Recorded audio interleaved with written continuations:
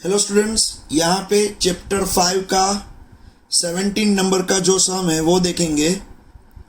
इसके अंदर कहा है a nucleus is at rest in the laboratory frame of reference so that if it disintegrates into two smaller nuclei, the products must move in opposite direction.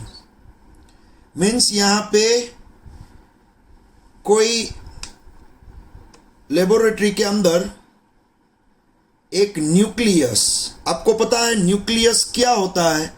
Atom के centre में जो होता है उसको आप न्यूक्लियस बोलते हो। तो यहाँ पे कोई एक न्यूक्लियस स्टेशनरी है और उसका मास हम एज्यूम करेंगे m। यहाँ पे मैं ड्रॉ कर रहा हूँ ये एक न्यूक्लियस जिसका मास यहाँ पे हम m एज्यूम करेंगे और ये स्टेशनरी है अपनी जगह पे। ये कहीं हिल नहीं रहा है, कहीं भी मूव नहीं हो रहा है, अपनी जगह पे स्टेशनरी है। तो इसकी जो वेलोसिटी होगी वो होगी 0 मीटर पर सेकेंड। इसकी वेलोसिटी, ये एक न्यूक्लियस है जो अपनी जगह पे स्टेशनरी है, अपनी जगह पे ही ये पड़ा हुआ है, इसकी वेलोसिटी 0 है। अब ये न्यूक्लियस दो पार्ट में डिवाइड होता है। जैसे ही ये न्यूक्लियस दो पार्ट में डिवाइड होगा तो दोनों ही पार्ट अपोजिट डायरेक्शन में थ्रो होंगे। दोनों ही पार्ट एक दूसरे की अपोजिट डायरेक्शन में ही थ्रो होंगे। ऐसा यहाँ पे प्रूव करना है। जब ये डिवाइड होगा, दो पार्ट में ब्लास्ट हो जाएगा। ये न्यूक्लियस जो अपनी जगह पे ही पड़ा हुआ है, जैसे ही ये दो पार्ट में ब्लास्ट हो जाएगा तो यहाँ पे जो एक पार्ट होगा उसका मास m1 है, उसकी वेलोसिटी v1 है। यहाँ पे दूसरा पार्ट होगा जिसका मास m2 है और उसकी वेलोसिटी v2 है। तो यहाँ पे पूछा है कि कोई एक न्यूक्लियस अगर स्टेशनरी है, अपनी जगह पे ही पड़ा हुआ है, जब ये ब्लास्ट होके दो पार्ट में डिवाइड हो जाता है तब दोनों ही पार्ट m1 और m2 मास वाले दोनों ही पार्ट ऑलवेज एक दूसरे से अपोजिट डायरेक्शन में ही थ्रो होते हैं। ऐसा आपको प्रूव करना है। यहाँ पे आपको इस तरह से प्रूव करना है कि थ्रो होने के बाद दोनों ही पार्ट एक दूसरे से अपोजिट डायरेक्शन में ही जाएंगे। अब यहाँ पे bye the law of conservation of linear momentum आपको मालूम है कि अगर कोई भी ऑब्जेक्ट आइसोलेटेड है, मीन्स अलग है, इस पे बाहर से कोई फोर्स नहीं लग रहा है, तो बिफोर प्रोसेस जितना मोमेंटम होता है इनिशियल मोमेंटम, उतना ही आफ्टर प्रोसेस होता है। जितना मोमेंटम बिफोर प्रोसेस होता है उतना ही मोमेंटम आफ्टर प्रोसेस होता है। तो initial momentum equals to final momentum.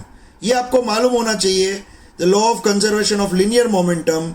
अगर कोई सिस्टम पे बाहर का फोर्स अप्लाई नहीं हो रहा है तो वो सिस्टम का जो इनिशियल मोमेंटम होगा इक्वल्स टू उसका फाइनल मोमेंटम। आपको ये मालूम होना चाहिए bye the law of conservation of linear momentum, ये आपको मालूम होना चाहिए। तो यहाँ पे ये जो सिस्टम है बिफोर प्रोसेस क्या हुआ था, इनिशियल मोमेंटम क्या होगा बिफोर प्रोसेस। तो बिफोर प्रोसेस यहाँ पे आपको मालूम है ये न्यूक्लियस यहाँ पे पड़ा हुआ था, उसका मास स्मॉल m है और उसकी वेलोसिटी v है। तो जब यहाँ पे मास इनटू वेलोसिटी मल्टीप्लिकेशन हुआ, आंसर मिला 0। आंसर यहाँ पे 0 मिला। समझ में आ रहा है? तो यहाँ पे 0 किलोग्राम मीटर पर सेकेंड ये आंसर मिला। तो बिफोर प्रोसेस मोमेंटम 0 है बच्चों। बिफोर प्रोसेस ये न्यूक्लियस का मोमेंटम 0 है। अब आफ्टर प्रोसेस यहाँ पे ब्लास्ट होने के बाद, यहाँ पे ब्लास्ट होने के बाद दो पार्टिकल में डिवाइड हो गया, ये न्यूक्लियस दो पार्टिकल में डिवाइड हो गया।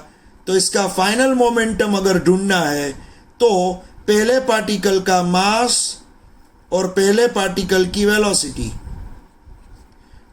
प्लस दूसरे पार्टिकल का मास, दूसरे पार्टिकल की वेलोसिटी।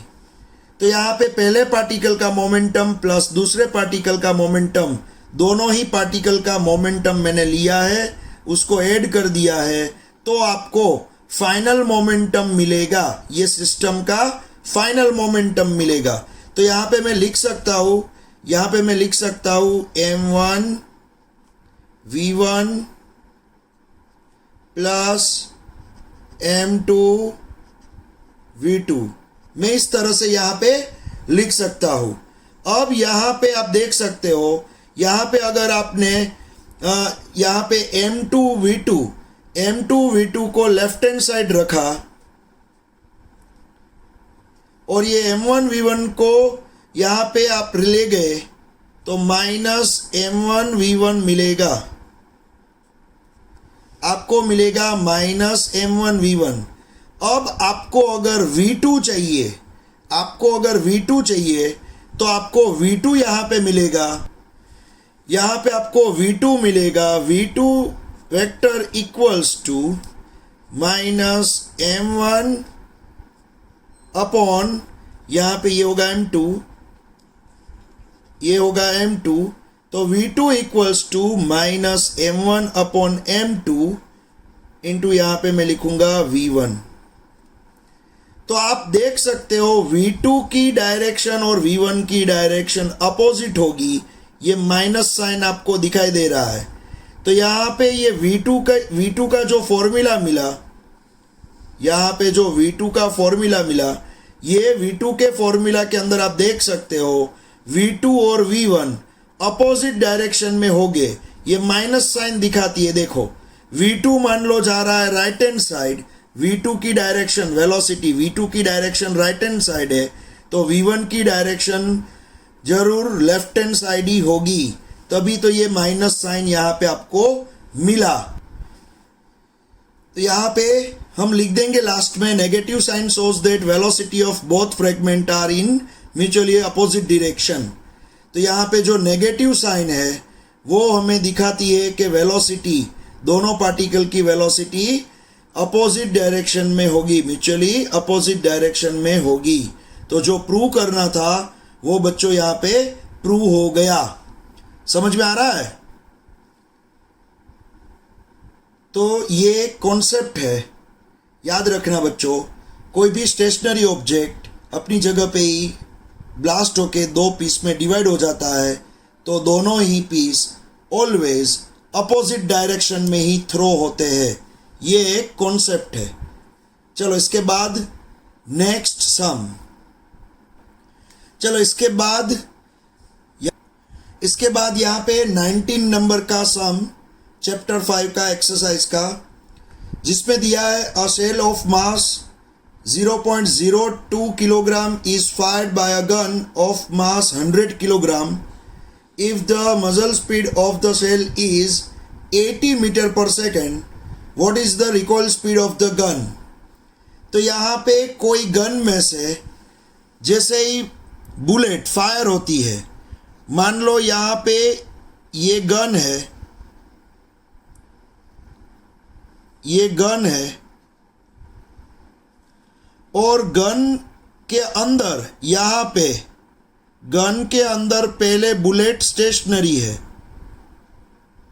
गन और बुलेट दोनों ही स्टेशनरी है। तो यहाँ पे गन का मास ऑफ गन यहाँ पे दिया हुआ है, मास ऑफ गन 100 किलोग्राम, लेकिन ये स्टेशनरी है तो इसकी वेलोसिटी होगी, velocity of gun 0 metre per second. अब बुलेट की बात करेंगे तो मास ऑफ बुलेट या तो मास ऑफ सेल, जो भी आप बोलो, वो है 0.02 0.02 किलोग्राम और गन के अंदर वो भी स्टेशनरी है, तो velocity of bullet 0 metre per second. तो यहाँ पे क्या होगा बच्चों, गन और बुलेट दोनों ही स्टेशनरी है, तो दोनों का इनिशियल मोमेंटम, यहाँ पे इनिशियल मोमेंटम जो होगा वो होगा mg vg plus mb vb। यहाँ पे इनिशियल मोमेंटम होगा mg vg plus mb vb। तो ये हुआ इनिशियल मोमेंटम, ये हुआ गन और बुलेट का इनिशियल मोमेंटम, जो आपको मिलेगा यहाँ पे 100 इंटू 0, 100 इंटू 0 प्लस 0.02 इंटू 0। ये इनिशियल मोमेंटम है गन और बुलेट का। अब क्या होगा, जब फायर हो जाती है यहाँ पे, बुलेट फायर होने के बाद, आपको मालूम है बुलेट जैसे ही फायर होती है तो बुलेट आगे जाएगी। अभी यहाँ पे बुलेट जो है वो आगे जाएगी, इसका मास जो है वो तो यहाँ पे दिया हुआ है, मास ऑफ बुलेट 0.02 किलोग्राम। ये बुलेट आगे फायर होगी तो वेलोसिटी ऑफ बुलेट जो यहाँ पे दिया हुआ है फायर होने के बाद 80 metre per second, 80 metre per second. तो mass of bullet 0.02 kilogram, velocity of bullet 80 metre per second. समझ में आ रहा है बच्चों? अब क्या होगा, बुलेट आगे जाएगी तो सिंपल सी बात है, गन को पीछे धक्का मिलेगा। यहाँ पे law of conservation of linear momentum, तो यहाँ पे गन को पीछे धक्का मिलेगा। तो यहाँ पे क्या होगा बच्चों, अब यहाँ पे ये गन जो है वो पीछे जाएगी, तो यहाँ पे मास ऑफ गन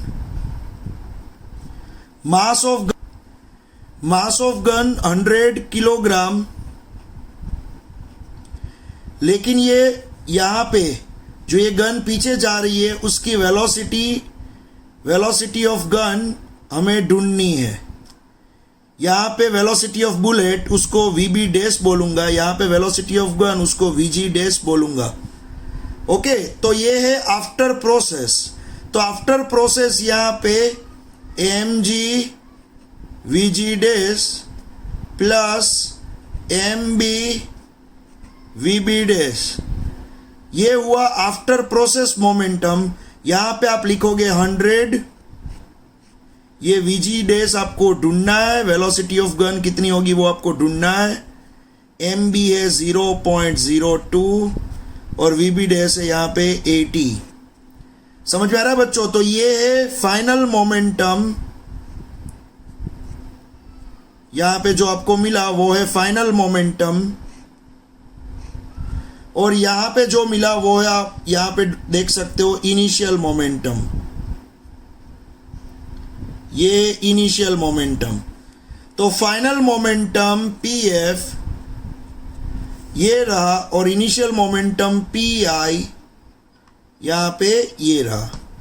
दोनों ही मोमेंटम आपके सामने है। गन में से बुलेट बार फायर हुई उसके पहले का मोमेंटम, गन में से बुलेट फायर होने के बाद का मोमेंटम, दोनों ही मोमेंटम आपके सामने है यहाँ पे। अब by the law of conservation of linear momentum आपको मालूम है इनिशियल मोमेंटम इक्वल्स टू होता है final momentum, initial momentum equals to होता है फाइनल मोमेंटम। अब ये दोनों को ही मैं इक्वेट करूँगा, मैं दोनों को ही इक्वेट करूँगा, तो ये तो यहाँ पे 0 हो गया था, यहाँ पे ये तो 0 हो गया था, इनिशियल मोमेंटम 0 था, फाइनल मोमेंटम है 100 vg डैश प्लस 0.02 इंटू 80। अब आप यहाँ पे गन की जो वेलोसिटी होगी बुलेट फायर होने के बाद यहाँ पे गन की जो वेलोसिटी होगी vg डैश को आप लेफ्ट हैंड साइड रखोगे, वीजी डैश को आप लेफ्ट हैंड साइड रखोगे तो यहाँ पे आपको मिलेगा -0.02/100 इंटू 80। इसको सिंप्लीफाई अगर आप करोगे बच्चों तो आपको जो गन का यहाँ पे गन की जो वेलोसिटी मिलेगी वो मिलेगी -0.016 मीटर पर सेकेंड। ये आपको गन की वेलोसिटी मिलेगी -0.016 मीटर पर सेकेंड। और माइनस क्या दिखाता है बच्चों?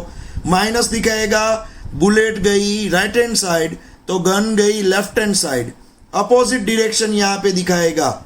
तो यहाँ पे गन पीछे गई तो गन की वेलोसिटी आपको मिल गई यहाँ पे 0.016 मीटर पर सेकेंड यहाँ पे।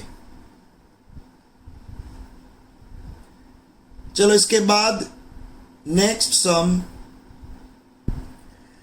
चलो बच्चों अब एक्सरसाइज का 7 नंबर का सम है, चैप्टर 5 में एक्सरसाइज का 7 नंबर का सम। A body of mass 5 kilogram is acted upon by two perpendicular forces of 8 Newton and 6 Newton. Give the magnitude and direction of the acceleration of the body. Means मान लो कोई object यहाँ पे रखा हुआ है, मैंने यहाँ पे कोई ऑब्जेक्ट रखा हुआ है।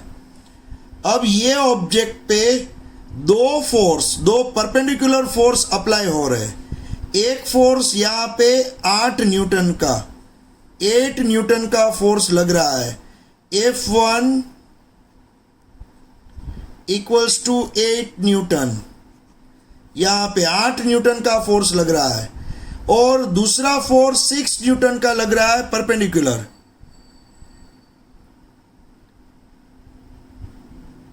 दूसरा फोर्स परपेंडिकुलर डायरेक्शन में लग रहा है। यहाँ पे मैंने ड्रॉ किया है F2 जो है 6 न्यूटन। तो ये 8 न्यूटन, ये है 6 न्यूटन, दोनों ही एक दूसरे के परपेंडिकुलर लग रहे हैं। देख लो आप, दोनों ही एक दूसरे के परपेंडिकुलर लग रहे हैं। अब ये ऑब्जेक्ट जिस पे दो फोर्स लग रहे हैं, तो ये ऑब्जेक्ट अपनी जगह से मूव होगा। अपनी जगह से मूव होके ये जहां भी जाएगा तो वो डायरेक्शन में इसका एक्सेलरेशन क्या होगा और उसकी डायरेक्शन कौन सी होगी वो आपको ढूंढना है। देखो एक सिंपल सी बात है, ये ऑब्जेक्ट पे यहाँ पे 8 न्यूटन लग रहा है, ये ऑब्जेक्ट पे यहाँ पे 6 न्यूटन लग रहा है। तो ये ऑब्जेक्ट ना तो ये डायरेक्शन में जाएगा, ना तो ये ऑब्जेक्ट ये डायरेक्शन में जाएगा। समझ में आ रहा है बच्चों? ये ऑब्जेक्ट होगा यहाँ। तो अब ये ऑब्जेक्ट पे जो रिजल्टेंट फोर्स लगेगा उसकी अगर डायरेक्शन ढूंढनी है तो यहाँ पे वेक्टर का सम करने की जो पैरेललोग्राम मेथड है उसमें आपको मालूम है, यहाँ से ही वेक्टर ए ड्रॉ किया, यहाँ से ही वेक्टर बी ड्रॉ किया है। पैरेललोग्राम मेथड से हम अगर इसका एडिशन करेंगे, हम यहाँ पे टोटल करेंगे पैरेललोग्राम मेथड से, तो यहाँ पे इस तरह से आप ड्रॉ करोगे एक पैरेललोग्राम।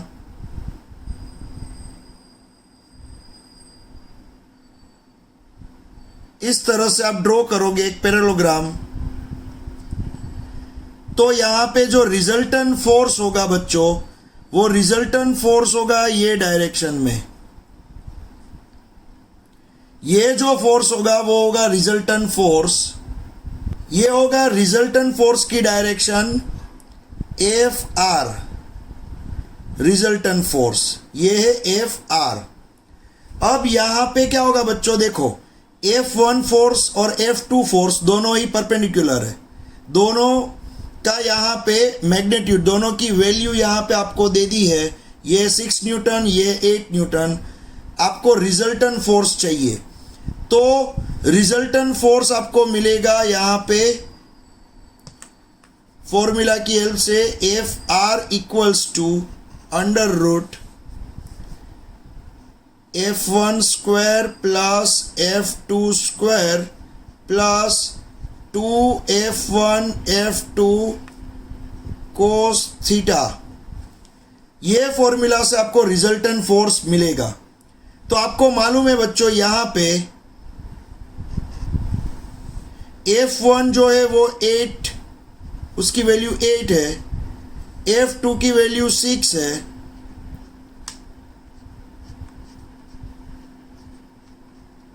अब थीटा क्या है? थीटा जो है वो F1 और F2 के बीच का एंगल है। F1 और F2 तो एक दूसरे के परपेंडिकुलर है, तो उसके बीच का एंगल होगा 90 डिग्री। तो कोस 90 डिग्री यहाँ पे मैं लिखूंगा। तो आपको मालूम है कोस 90 तो 0 होता है, तो ये थर्ड स्टेप, पीछे वाला पूरा स्टेप 0 हो गया। तो आपको यहाँ पे √8 स्क्वायर प्लस 6 स्क्वायर, इसको आप सिंप्लीफाई करोगे तो आपको आंसर मिलेगा 10 न्यूटन। तो ये F1 और F2 दोनों की वजह से जो रिजल्टेंट फोर्स मिला, वो रिजल्टेंट फोर्स उसकी वैल्यू है 10 न्यूटन। ये रिजल्टेंट फोर्स मिला जिसकी वैल्यू है 10 न्यूटन। अब बात आएगी एक्सीलरेशन की।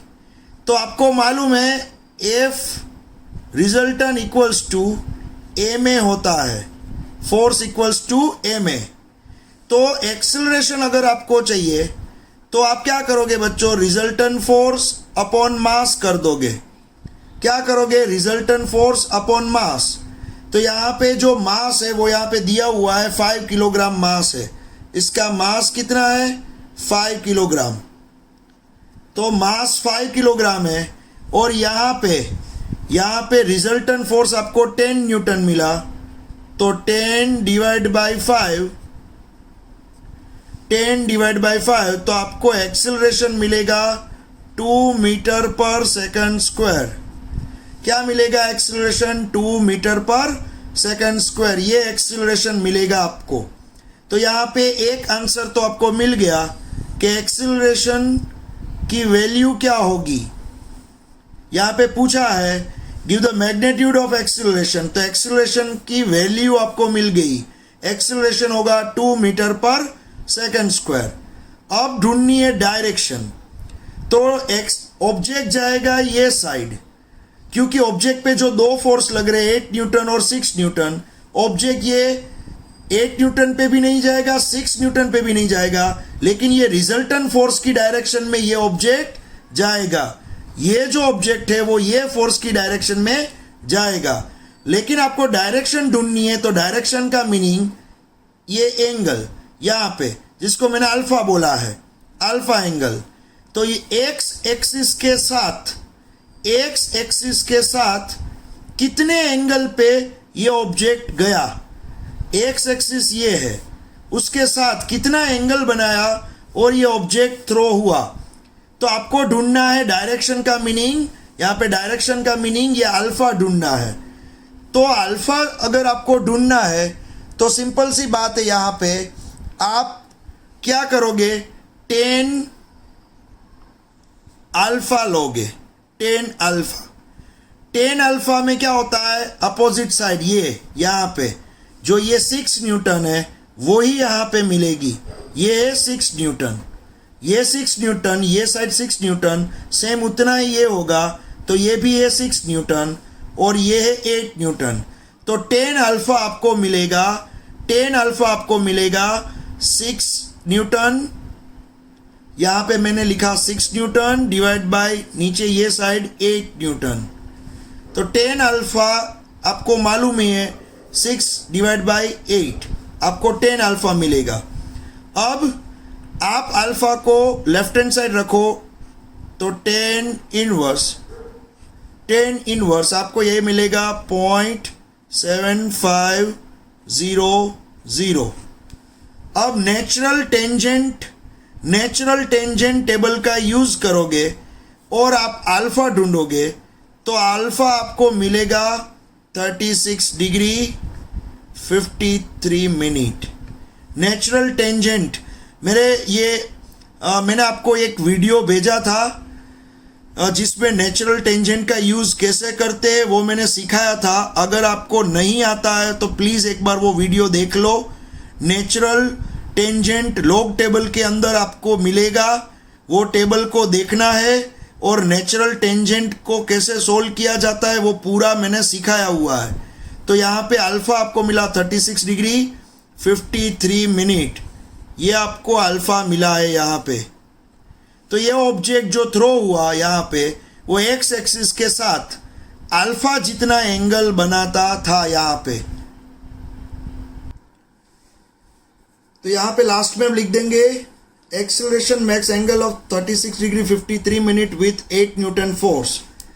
ये डायरेक्शन में ऑब्जेक्ट जाएगा तो ये डायरेक्शन में एक्सेलरेशन होगा और ये एक्सेलरेशन 8 न्यूटन फोर्स के साथ 36 डिग्री 53 मिनट एंगल बनाएगा, यही उसकी डायरेक्शन होगी। चलो इसके बाद चैप्टर 5 में एक्सरसाइज का 8 नंबर का ये सम है। इसके अंदर लिखा हुआ है, क्वेश्चन जो दिया हुआ है वो हम पढ़ रहे हैं। The driver of a 3 wheeler moving with a speed of 36 kilometre per hour sees a child standing in the middle of the road and brings his vehicle to rest in 4 seconds, just in time to save the child. What is the average retarding force on the vehicle? The mass of the 3-wheeler is 400 kg and the mass of the driver is 65 kg. यहाँ पे आप ये question देखोगे तो एक road पे एक vehicle है। ये जो व्हीकल है यहाँ पे रोड पे,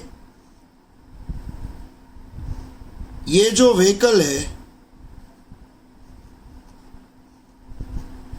ये व्हीकल ये रोड पे जा रहा है। इसकी जो इनिशियल स्पीड है v इनिशियल वो है 36 kilometre per hour. 36 kilometre per hour ये व्हीकल की स्पीड है। उसने आगे रास्ते पे एक छोटा सा बच्चा देख लिया और इसने ब्रेक अप्लाई की, तो 4 सेकंड में तो उसको व्हीकल रोकना ही पड़ेगा। मान लो यहाँ पे 4 सेकंड में जो टाइम है वो है 4 सेकंड। 4 सेकंड में उसको ये व्हीकल रोकना ही पड़ेगा। अगर ये बच्चे को यहाँ से उसको बचाना है तो 4 सेकंड में तो व्हीकल उसको रोकना ही पड़ेगा। तो जैसे ही व्हीकल, हाँ एक चीज़ फाइनल है, जैसे ही व्हीकल बच्चे के आगे रुक जाएगा तो उसकी जो फाइनल स्पीड होती है वो 0 हो जाएगी, 0 किलोमीटर पर आवर। क्योंकि व्हीकल जब रुक जाएगा तो फाइनल स्पीड 0 हो जाएगी। अब यहाँ पे जो ये व्हीकल है उसका मास ऑफ व्हीकल 400 किलोग्राम है, 400 किलोग्राम है। और इसके अंदर जो ड्राइवर है मास ऑफ पर्सन वो है 65 किलोग्राम का। तो यहाँ पे जो टोटल मास होगा mass of vehicle plus mass of person, वो हो जाएगा 465 किलोग्राम। 465 किलोग्राम हो जाएगा टोटल मास। तो ये जो व्हीकल है उसका टोटल मास 465 किलोग्राम है।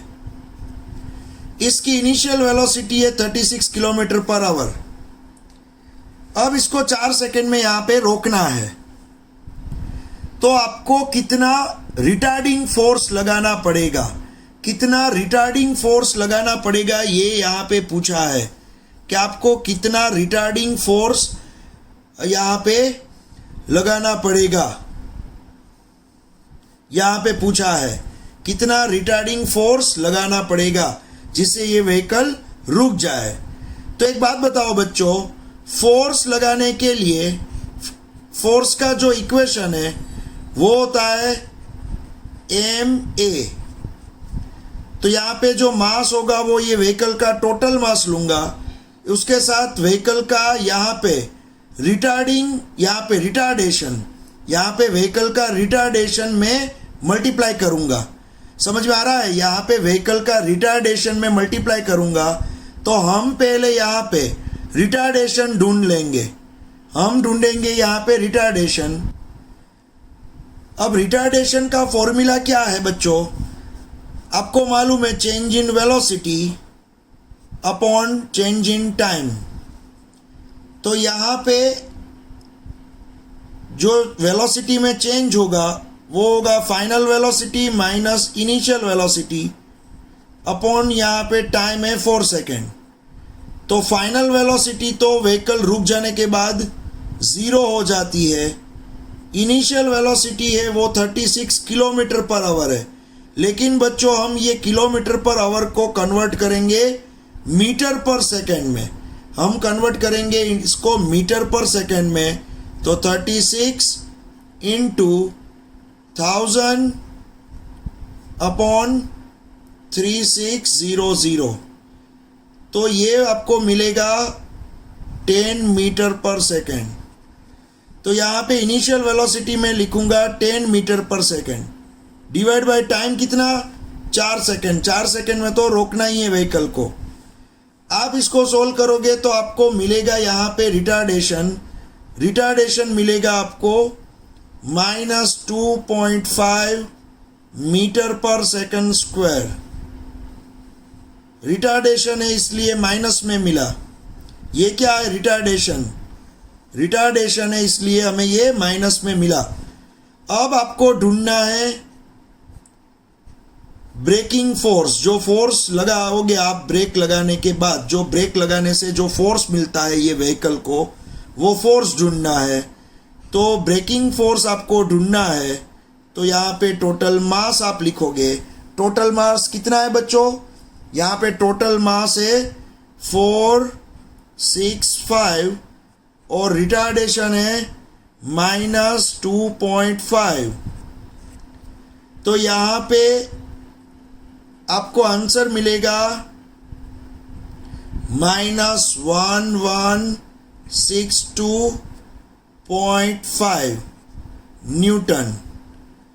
यहाँ पे आंसर मिलेगा -1162.5 न्यूटन।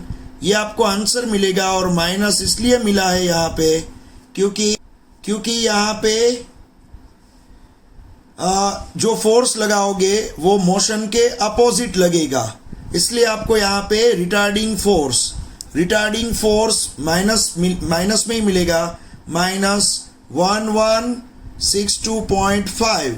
ये आपको रिटार्डिंग फोर्स मिला। जो यहाँ पे आपको ढूंढना था कि ये व्हीकल पे कितना रिटार्डिंग फोर्स लगाना पड़ेगा, वो आपको रिटार्डिंग फोर्स मिल गया। चलो इसके बाद चैप्टर 5 के एक्सरसाइज का 12 नंबर का सम हम करेंगे।